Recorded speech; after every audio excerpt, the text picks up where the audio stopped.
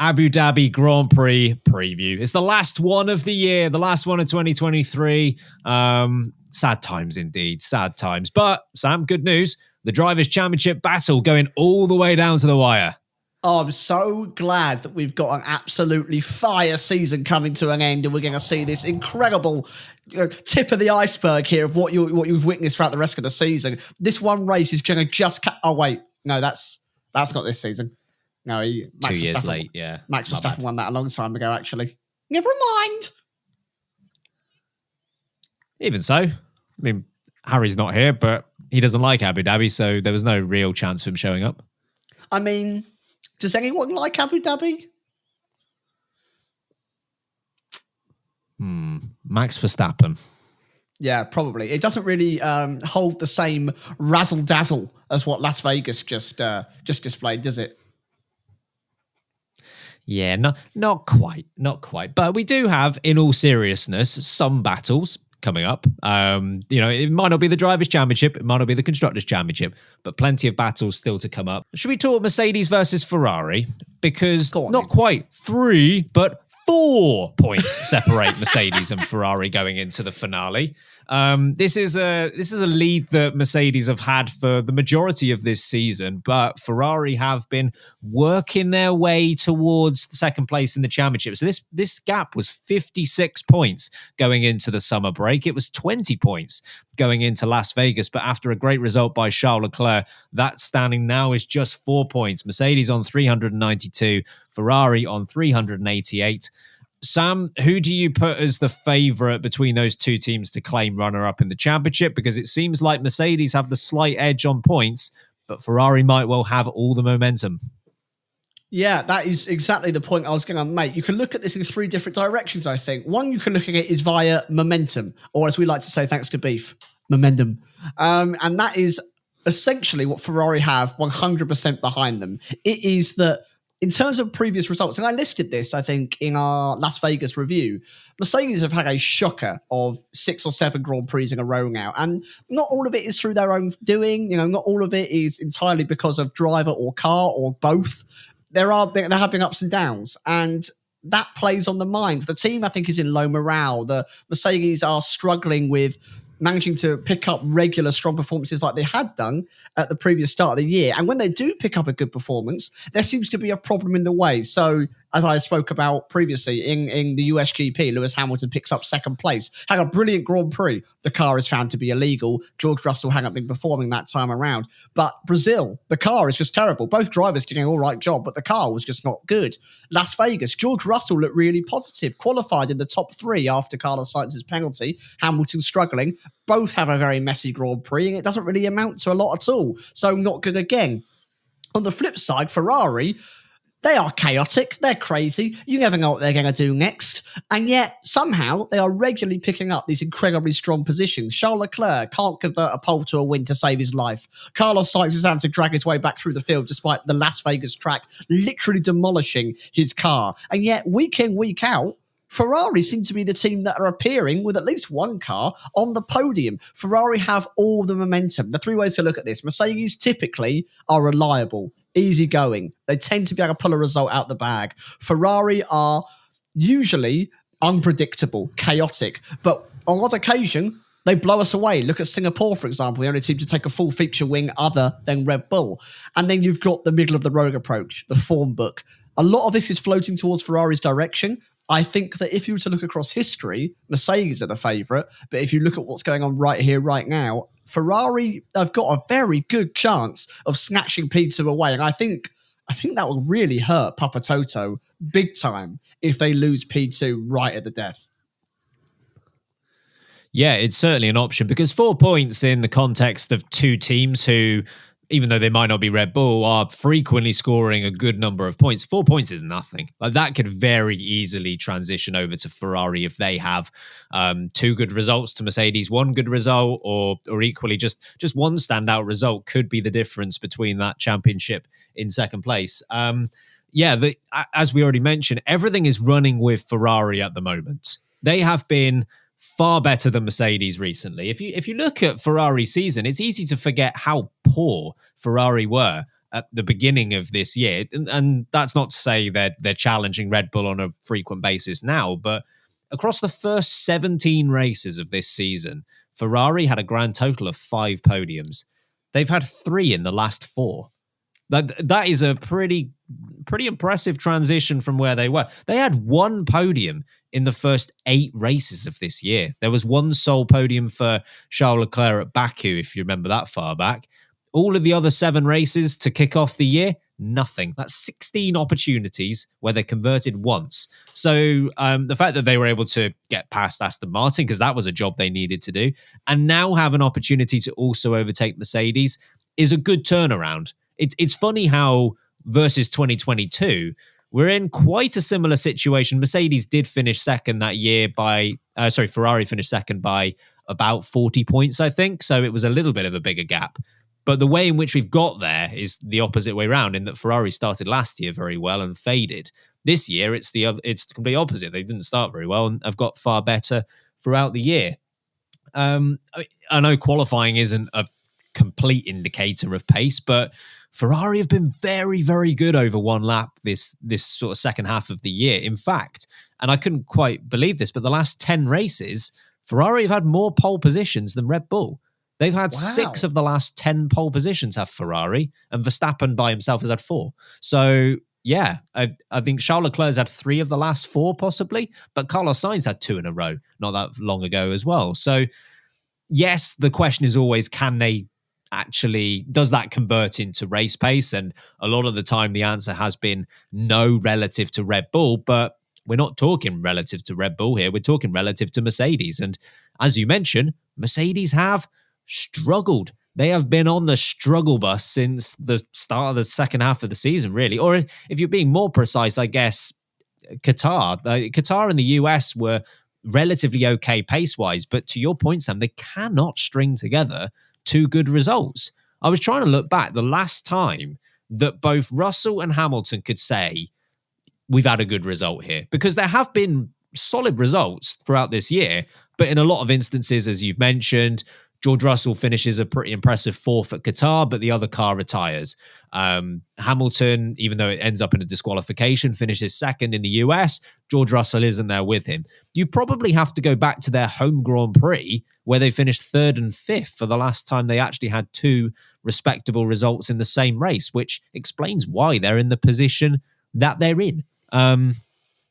In terms of the battle for this race specifically, Sam, what do you think is going to be the key? Is it going to be qualifying like we've seen from Ferrari? Is that going to be the deciding factor? Or is it going to be, as mentioned there, Mercedes stringing together 2 good results at the same time? Mercedes' top quality, as you've already mentioned, is not their qualifying pace. Despite having Lewis Hamilton, arguably the greatest qualifier of all time, I'm not making that point, but I think it's a fair argument. And George Russell, who has relatively matched him throughout the entire season. I think it's 11-10 currently across the entire season for which teammate is beating who. It's the only teammate battle in qualifying going. Yeah, the last one up until this point. So both of them together, solid qualifiers. But I just think the car itself, it's not built for a Saturday. The lucky thing for Mercedes here is that whilst Ferrari, I think, is very much built for Saturday performance, and both Charles Leclerc and, to be fair, Carlos Sainz this season have proved that they are phenomenally good over a 1-lap period. And I did state in the last episode that we did that I do think Charles Leclerc is the best man over 1 lap in Formula One right now. I think the cars on race day are arguably evenly matched. And what I think benefits Mercedes is I think they are a better car on the harder compound of tyre. Everywhere we go, if the temperatures are not too hot, they seem to thrive on the harder tyre. And I think that was displayed again in Las Vegas. I just think it was disguised under quite a lot of turmoil that both cars went to. George Russell, of course, qualified P4, promoted to P3 after Sainz's penalty. His race pace was very good. And he was looking very promising until he had the collision with Max Verstappen and had to take the extra pit stop to recover, and he had the damage on the car. And Lewis Hamilton, of course, also qualified badly, then recovered well the first stint, then had the issue with Oscar Piastri where he crashed into him and he punctured his tyre, had to recover again. But Lewis Hamilton made 15 overtakes at Las Vegas, which is the most by one driver across any race this season. It's the most that they could do, yeah. So the pace in the car is very solid. But as you said, Ben, and the point we've made already so far this episode, Mercedes just can't keep it together over the case of a single race weekend at the moment. So if the drivers are calm and if the tyres are working, as has been the norm across most of this season for them, they have the ability to beat Ferrari. The problem is, if one thing trips one of those drivers up, I think Ferrari are more than capable of picking this up. So I will put my money on Mercedes, but with chaotic Ferrari coming in there, you just never know what they're going to be able to achieve. They've clearly put themselves in a good enough position to recover this far after outdoing both Aston Martin and potentially outdoing Mercedes. So there's something in that car. There's something positive. It's just whether they could deploy it for one final time this season. Yeah, I think with Lewis Hamilton at Las Vegas, he seemed confident that he had the pace to be on the podium in a normal race, which is difficult to say because of the race that unfolded and also the lack of practice time. I'm genuinely unsure whether that would have been true. I think if you'd have asked about 8 drivers out there, they probably felt like they had the pace to be on the podium and it didn't go their way. But having said that, Lewis Hamilton, he had to recover through the field in a very similar way to Carlos Sainz. They finished one place apart. Sainz was 6th, Hamilton was 7th. So they did a very similar job. So based on that as evidence, yeah, there might be a fight on this weekend. And George Russell, after a bit of a difficult early stint, because he was under quite a lot of threat by Pierre Gasly early on. But I think once he'd recovered from that, he had pretty good pace too. But to your point, 2 drivers who might well have had good pace around a track and they claim 7th and 8th. That's kind of in Mercedes' whole, that's just how the season has unfolded for them. They seem to have pace, and then the Qatar crash happens, and then the disqualification at the US happens, and then this happens, and then they have an off week at Brazil, and suddenly you start looking through all the Grand Prix, and it's not a mystery as to why they're in this spot. I think the key for me might be, as it usually is when it comes to Ferrari specifically, it's going to be tyre wear, because that is something they have struggled with so far this year. What was encouraging, with the massive caveat of the temperatures being far lower at Las Vegas than we'd see anywhere else, the encouraging thing that they would have had at that Grand Prix is that for once, they got better at the end of stints. Charles Leclerc, in any other race this year, Leclerc versus Verstappen would have been Verstappen holding a minor advantage for the first half of the first stint and then just pulling away from him in the second half of the stint. Here, we had the opposite. Obviously, Verstappen held the lead. He managed to make that 2.5 seconds or so at one stage. Leclerc, by the end of that first stint on the mediums, reeled him in and then overtook him. So that's got to be confidence boosting for Leclerc and the team. If they can do something like that again at Abu Dhabi and don't have those issues, they're going to feel confident that they've got enough based on their qualifying form to be able to get a podium, or even 2. If they get a podium, they've got a massive chance at making this happen. So I'm intrigued. It's not a fight for the championship. Obviously, we always wish it would be at this stage, but I think we've got an intriguing battle on our hands either way. Ben, just before we move on, do you think there is a question to be asked about whether a team would want to finish third, considering they're both powerhouses, they've got money in the bank, but the development time goes up by another 7 or 8% for finishing in third place over second? Yeah, I can't remember exactly what the scale is off the top of my head, but you're absolutely right. I mean, in theory, the best team in the championship will end up with the lowest 70% of the allotted time. I can't remember exactly what that then adds up to for second and third, but yes, you'll get less time if you finish second. There's definitely a case to say you'd rather finish third, because, I appreciate we are talking millions and millions of pounds here. That is the difference between second and third, but equally, we are talking about billions and billions pounds worth of company in terms of Ferrari and Mercedes. It is a drop in the water to an extent.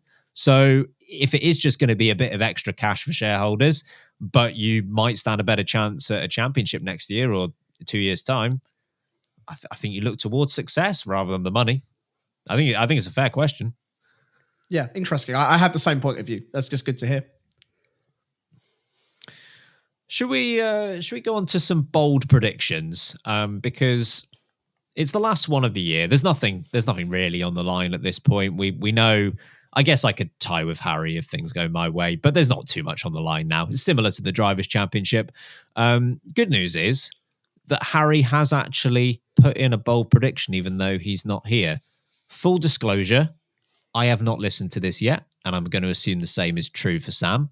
We've got Correct. no idea. So let's find out what he's got. Hello, everyone. Late breaking light here, back with the no show. You are all welcome. My bold prediction for the final time this year, and it's been a successful year for me on that front. So let's go out with a bang. I'm going to say that the Mercedes will be competitive, so much so one of them is going to win the whole damn race. Oh yeah, and I'm basing this off the fact that the last desert-based race we had, which was Qatar, they were actually quite quick. So as long as Hamilton doesn't drive into Russell, all will be fine. Well, good on Harry, because he's also kind of answered the first question we were talking about with Ferrari and Mercedes. He seems to think Mercedes have got a good chance, I'd say, by saying one of them will win. It's an interesting summary that you managed to equate into there, did you, Mr. Harried? But it's bold because Abu Dhabi and Qatar, whilst both being in a desert, are very different Grand Prix racetracks. So, yeah, all right, we'll see if it happens. But I think it's bold enough to comfortably fit into the bold predictions. I'm enjoying how that's become a theme of this podcast recently, is that all desert races are the same. We've done the same thing for McLaren, just McLaren can't do any desert races, and apparently now Qatar and Abu Dhabi are the same. So there's an interesting narrative we formed here. Very Correct. Interesting. Bizarre. What have you got? I'm going to keep mine. I think it's bold, but I don't think it's mega. Honestly, folks, at this point, as the human jinx that is, Sam Sage, the El Diablo of F1 jinxes, I wanted to keep it simple. So if your favourite driver is Alex Albon, then I'm sorry, but I predict that he's going to get a top 7, and he's going to help to push Williams over the line against AlphaTauri. So that's my bold prediction. We'll see if it comes true, of course, and I think we're going to be discussing the AlphaTauri winners battling a little bit. We will indeed. Obviously, I'm still a bit sore from predicting Alex Albon would be very good at Las Vegas, so I wish you the best of luck. It didn't work out very well for me, but good luck to you. My bold prediction. Now, folks, this is the last one of the year, and we need to go out with a bang. We're not going to have any more bold predictions for months, so it is pivotal that these matter. These really matter. And look, we are many things here at the Late Breaking F1 podcast. We are wrong. We are losers. We are unfunny. We are many things. But one thing we're not, we ain't quitters. Our respective mamas did not raise quitters. So, for the third time this year, that's right, 3, I'm running it back. Here we go in again. Because Le Plan is finally going to be in action. And I will sporadically predict this until it happens, folks. Esteban Ocon will be in the top 4, or I will die. For the sake of the podcast, I don't want you to die, Ben. Okay, fine. Esteban Ocon 4th place, or better, because it will happen at some point, and I will predict it will happen. And everyone could just laugh at me for like 4 months until the next race. Oh, I can't wait for Gasly to finish 4th and for Ocon to be 5th. Oh, no. I will have a fun time on the review show if that happens. Poll 1, 2, 3. Let's go to Harry first of all. Pole 1, 2, 3. Verstappen will still get pole position because obviously, but the win is going to go to Lewis Hamilton. Then second place will be Max Verstappen, and third place will be Chast Race, the last race. Oh no! Nice. Right, British bias coming out from Harry Eid as per usual. He's a massive Hamilton fan, is Harry.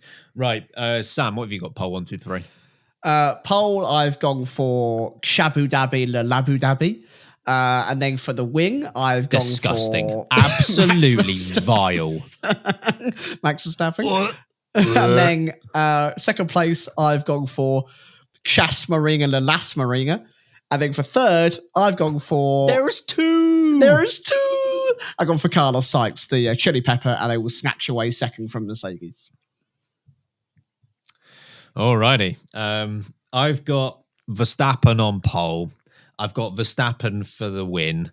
I've got Charlie Le Finale in second. Oh, and I've good. got Lando Norris in third. Good. That kind of, I mean, Charlie and Charles, I'll take that.